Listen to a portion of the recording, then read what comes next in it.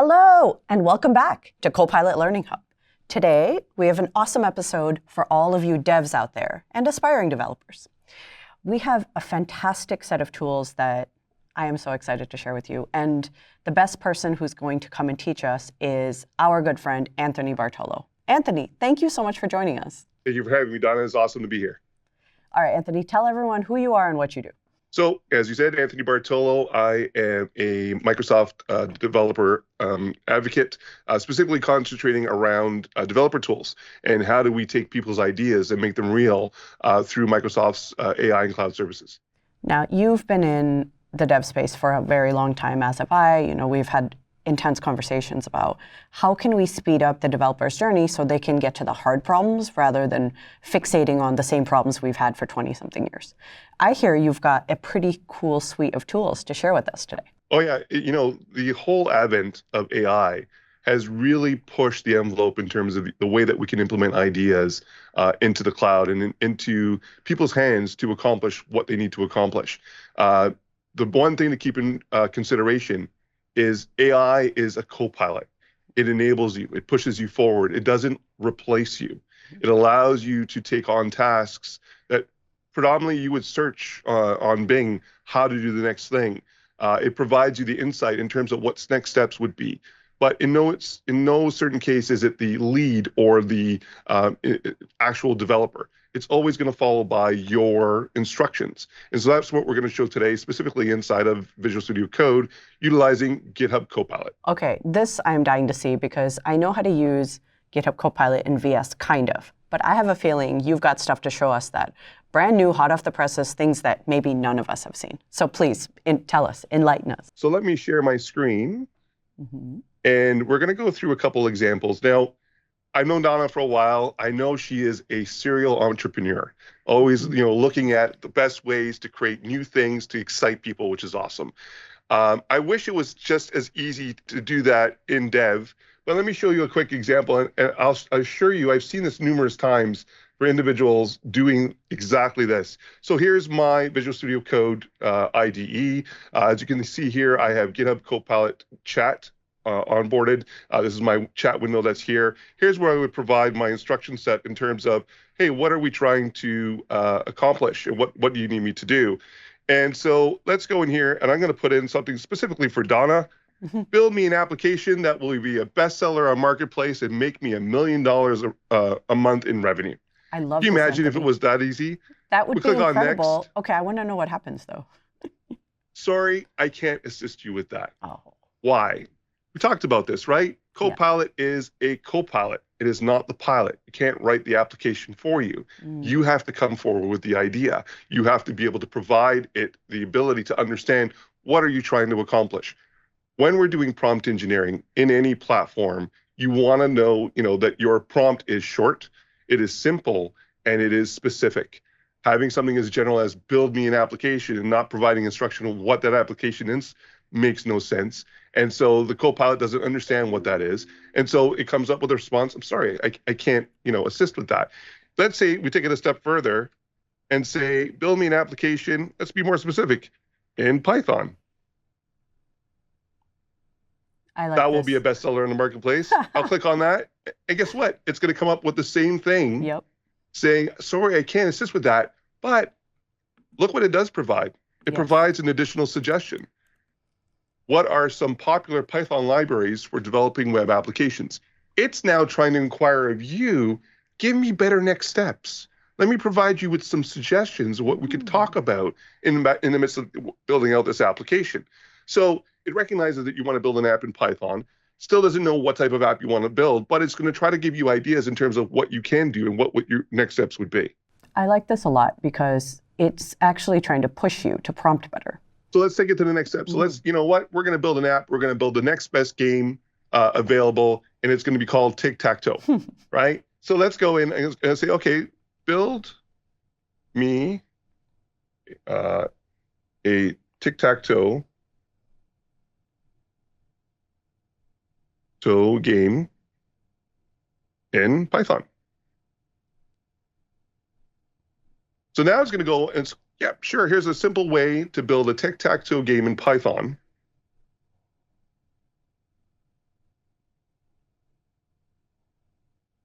Oh, so, and here's a great other thing that it's showcasing. Sorry, this response matched public code. It takes in consideration open source code. So if there's a scenario where, you are working on private code and you're asking Copilot to provide the information for you, it'll actually, if it's invoked by your organization, restrict you from using that publicly sourced code inside of your private code for this type of implementation.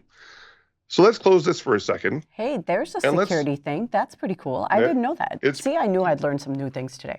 That's great. Yeah. So let's start up a new file, right? And we'll start up a new file. We'll start up a Python file. And you know what? We don't even need this chat. I'm going to do right into the IDE window, the developer window. I'm going to go in here and I'm going to write the same command I did before. Build me a game in Python.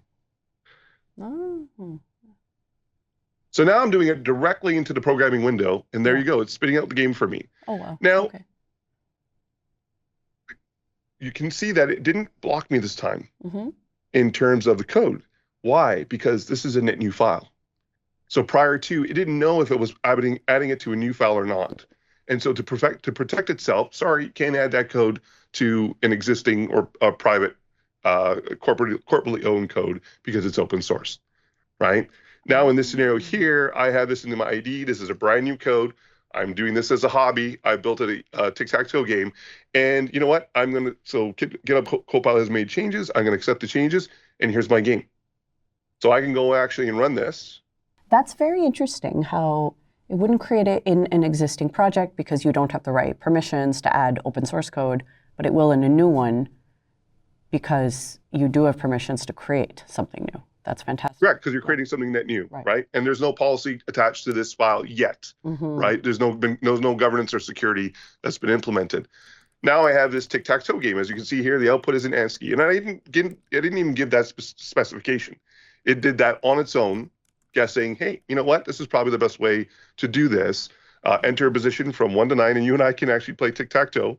So everybody goes for 5 to start. And it does the graphical representation in ASCII, in there, and it's a full-on game, right? So, and what's great about it too is that Copilot even went ahead and added its comments so that you can understand, okay, here's all the things that you need to know in terms of what, if you want to change anything, all the comments are there. What if the comments weren't there and you didn't know what that functionality did? You can actually go and select this, and we hit the Control-I again, and you hit the slash commands. And there's a bunch of slash commands, as you can see, that /docs, /explain, /tests. I'm going to go to /explain, and I'm going to get it to explain to me in the chat, what does that section of code actually do? This comes in handy when you're inheriting code that has no comments attached to it. Right. And so it goes through and it can actually provide you, hey, this is the Python code that builds out the board, right, for your game. There's a lot that's coming through there, as you can see, but you can read this in terms of what the formula is in terms of how the board is set up so that, hey, you know what? I don't want to do a 3x3 board. I want to make it harder. I want to do a 4x4 or 6x6 board. I want to make it more challenging. If you take it a step further, I want to remove the ASCII and I actually want to do graphical images and I want to have, graphical representation. These are all the things that you can do with this solution that Copilot could help you with. In past, you would use something like Bing to say, hey, how do I do this? Now, the challenge with that is it's disconnected, right? Because you're doing it in a browser, and then you would come back, copy and paste, and fingers crossed the code works. And most times it doesn't because it doesn't know the context of what you're building. Right. The power of Copilot in the fact that you're harnessing AI is it's understanding the code that you're building out, and it's taking that code and putting it into its knowledge base and say, okay, well, they're trying to build an application that's going to play tic-tac-toe. This is, they want to add on graphical representation now. So let's remove the ASCII board and let's help them build out the code to make it so it's much more visually appealing. The other aspect to this is testing, right? Donna, when you're building your applications, how often are you testing your apps, right? Oh my gosh, yeah. I worked in accessibility for a while, and one of the biggest challenges was, how do you test this for accessibility? And it was always this humongous project, like go find these laws, generate these 10 test cases, run them, what's right, what's wrong. That is one area that I think is like grossly underserved, just the testing industry in general. And I have so much faith in GitHub Copilot being able to help with that. So let's go jump into another scenario, and I'm going to do testing now. Yeah. And I'm jumping into what we call a code space. Okay. And I love these. These are developer containers. What's great about this is you can see it's loading up right now. It's used in the cloud. Yeah. So I don't have the IDE. I don't have VS Code on my machine. I do, but in this scenario here, I don't. I've been forwarded this code for this HTML site. It's JavaScript backend. And what's great about it is I have all my linters, my what coding we're using, my code spaces. Everything is loaded in here. It's accessible through the web, through my browser, and it looks like VS Code. It's almost identical. And so I can go in here and I can go and see, all my applications and make the changes as required. And this is interesting. What is this all about? Why is this asking for site prompts? And who is Alexandria and all this information? So let's go in here, and the same way we did before in terms of asking, explain. Oh, look at this. It is identical to what you have inside of Visual Studio Code natively installed on your machine. It's now providing me the output in terms of, well, what is that piece in terms of what we're doing? Because it lacks documentation in terms of this application, right? I've seen this time and time again. I inherit this information. I inherit this code. I've been asked to modify it. I don't know what the code does. So let's go in here now, and let's tell us what it is. Okay, so this is the most common use case for all of us. We don't write code from scratch. We inherit code. Correct. And sometimes we inherit code written before we were born. Looking at you, Windows team, right? It's a real thing. Oh, if you're a COBOL developer, you're probably retired right now. Yeah. I've heard of a hydro company out in Eastern Canada that is using Copilot to help with the development of the hydro machines. Generating the electricity, all built in COBOL, and they're using Copilot to help them advance the abilities of the machinery through that code set. So for future now, what I'm going to do is this. For the next person that looks at this code, we're going to automate the documentation on the code. Right. So this is a really cool tool too, as well. We're going to go through and automate the documentation on this code to say, well, okay, what does this mean? And so as you can see, it's telling me what the properties are being represented.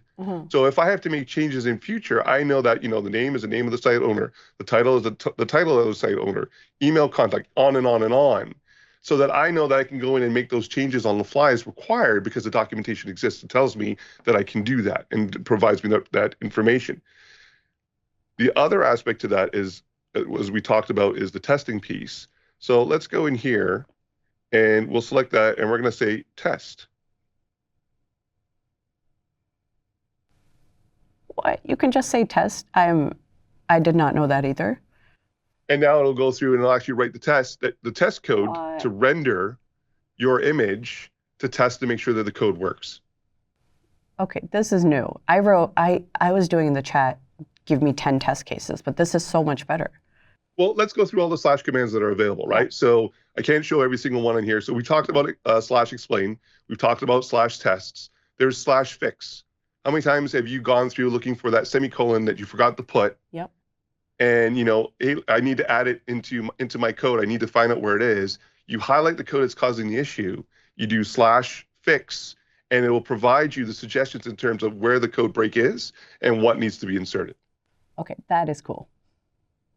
If you are a Jupyter Notebooks developer and you're doing machine learning and calculations, what have you, you can set up a new notebook by slash new notebook, and it brings up the notebook specifically to address your data for the application that you're writing. Okay, that is so cool for all of the folks who are now starting to get into machine learning, and they may come from different industries or different programming languages, and they're like, what is a Jupyter Notebook? And just getting people started with that's magical. I like that. And so the benefit of this is, as I mentioned, right, it's a co-pilot. It's not a pilot. It's there to help you. It's there to serve you. It's there to understand what you're trying to do, what you're trying to develop. It does need the prompts to be short, simple, and specific. And I always add the fourth S, when in doubt, slash it out, the slash commands that are available to you in regards to simplifying what you're trying to accomplish. I love the fact that it knows all the code that you're producing, what the ideas and the structure of what you're trying to build, and provides you the suggestions specific to what you're trying to accomplish. Again, so many people go to search engines like Bing and try to, copy and paste what they find, and they find it doesn't work. And they have to do a whole bunch of investigation work in terms of how to correct that. This being embedded into your IDE, specifically Visual Studio Code, it is that, forcing factor to really understand what you're trying to accomplish and to provide you the best suggestions to finish the project that you're trying to complete. I think this is just amazing, Anthony. Thank you so much for being here with us and showing us these incredible tricks. Thank you for having me on the show. Of course. All right, folks, stay tuned for another episode of Copilot Learning Hub.